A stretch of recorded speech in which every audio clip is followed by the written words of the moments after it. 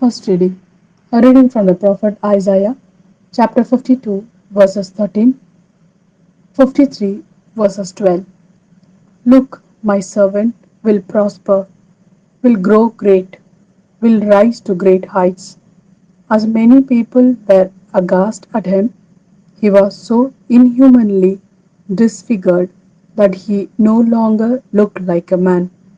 So many nations will be astonished and kings will stay tight lipped before him, seeing what had never been told them, learning what they had not heard before.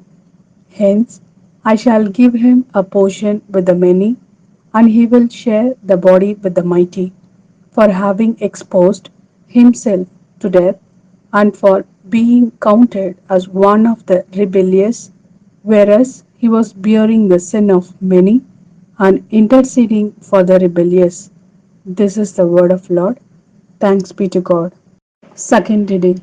A reading from the letter to the Hebrews, chapter 14, verses 14 to 16, and chapter 5, verses 7 to 9. Since in Jesus, the Son of God, we have the supreme high priest who has gone through to the highest heaven, we must hold firm to our position of faith. For the high priest we have is not incapable of filling our weaknesses with us, but has been put to the test in exactly the same way as ourselves, apart from sin.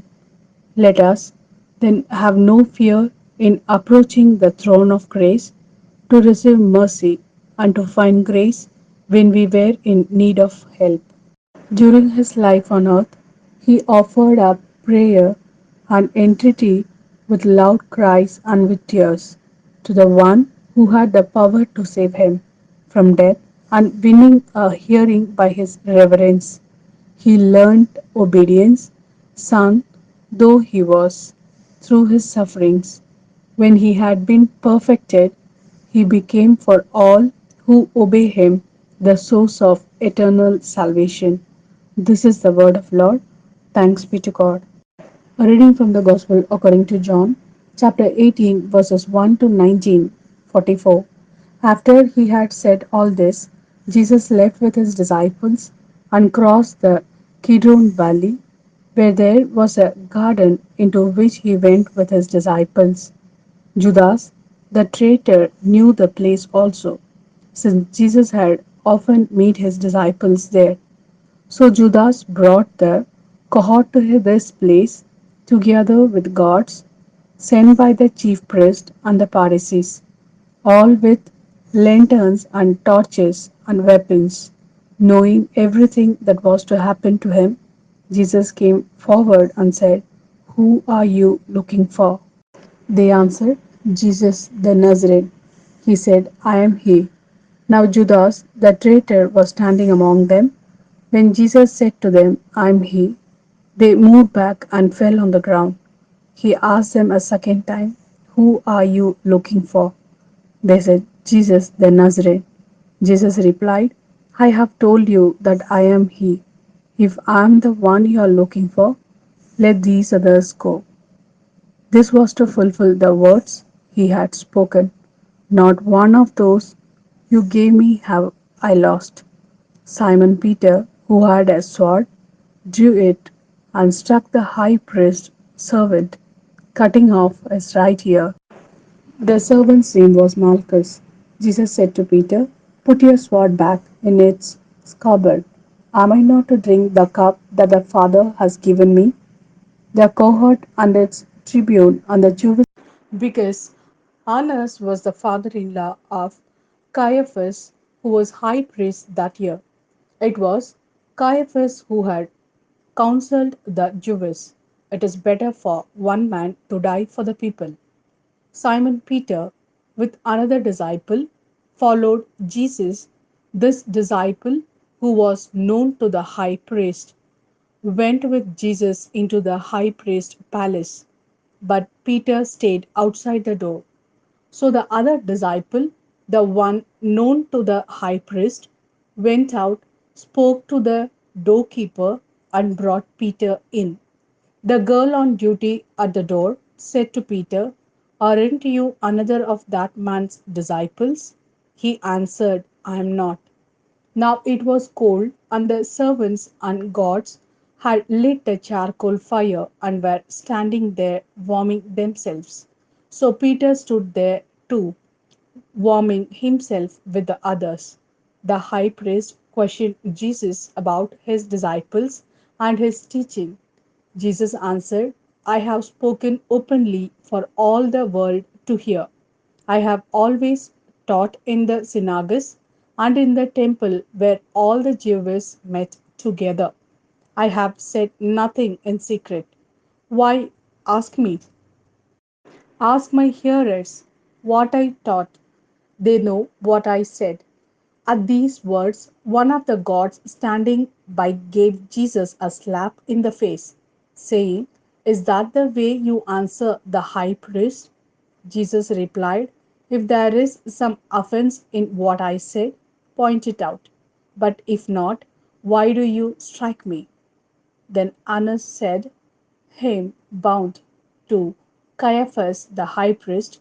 As Simon Peter stood there warming himself, someone said to him, Aren't you another of his disciples? He denied it, saying, I'm not. One of the high priest's servants, a relation of a man whose ear Peter had cut off, said, Didn't I see you in the garden with him? Again Peter denied it, and at once a cock crowed. They then led Jesus from the house of Caiaphas to the praetorium. It was now morning. They did not go into the praetorium themselves to avoid becoming defiled and unable to eat the Passover. So Pilate came outside to them and said, What charge do you bring against this man? They replied, If he were not a criminal, we should not have handed him over to you. Pilate said, Take him yourselves and try him by your own law.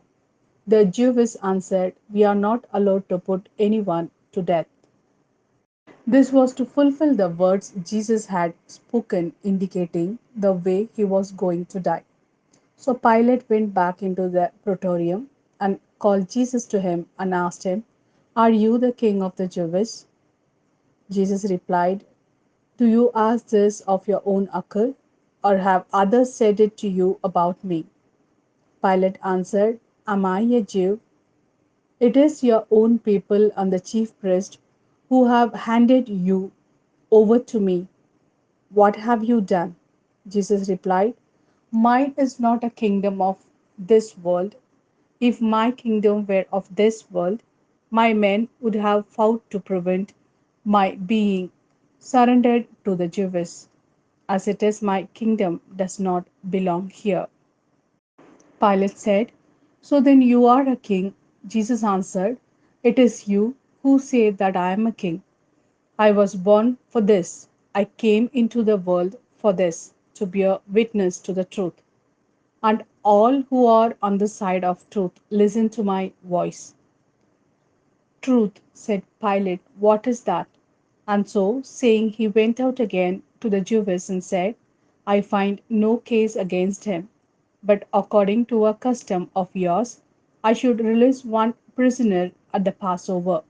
Would you like me then to release for you the king of the Jews? At this they shouted, Not this man, they said, but Barabbas. Barabbas was a pandit. Pilate then had Jesus taken away and scourged.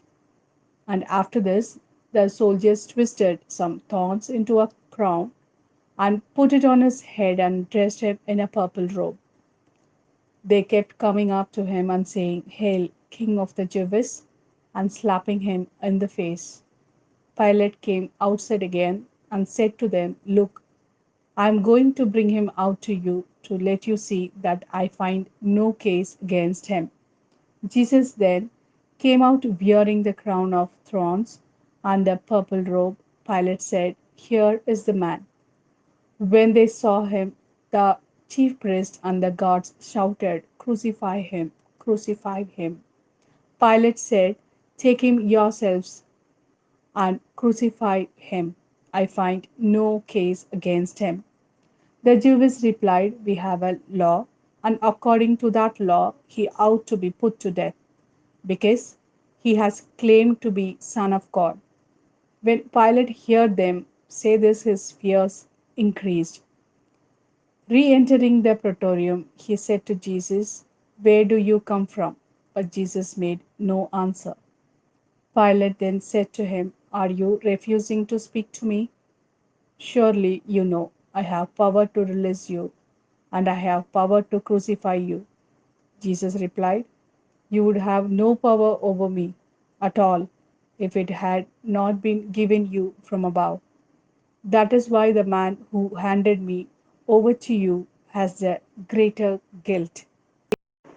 From that moment, Pilate was anxious to set him free.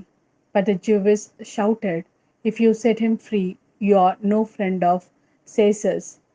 Anyone who makes himself king is defying Caesar."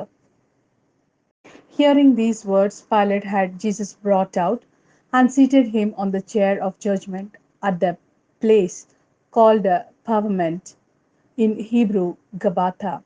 It was the day of preparation, about the sixth hour. "Here is your king," said Pilate to the Jews. But they shouted, "Away with him! Away with him! Crucify him!"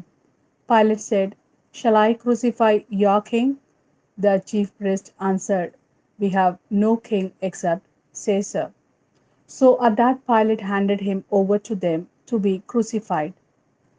They then took charge of Jesus, and carrying his own cross, he went out to the place of the skull, or as it is called in Hebrew, Golgotha, where they crucified him with two others, one on either side, the Jesus being in the middle.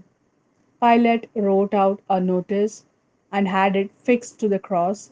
It ran, "Jesus the Nazarene, King of the Jews."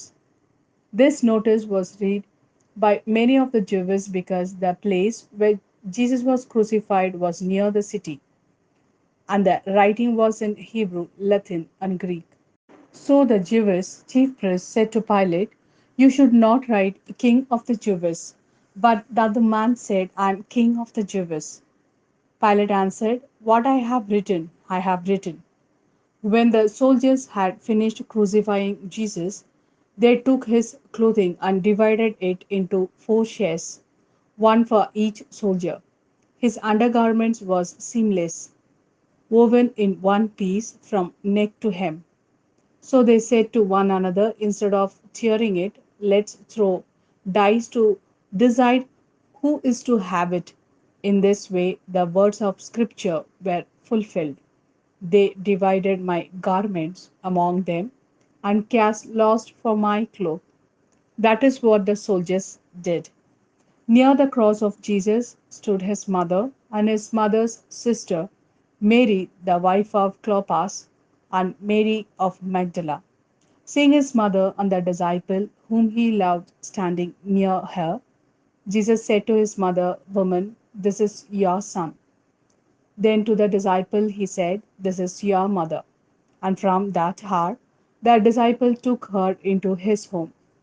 After this, Jesus knew that everything had now been completed, and so that the scripture should be completely fulfilled, he said, "I am thirsty."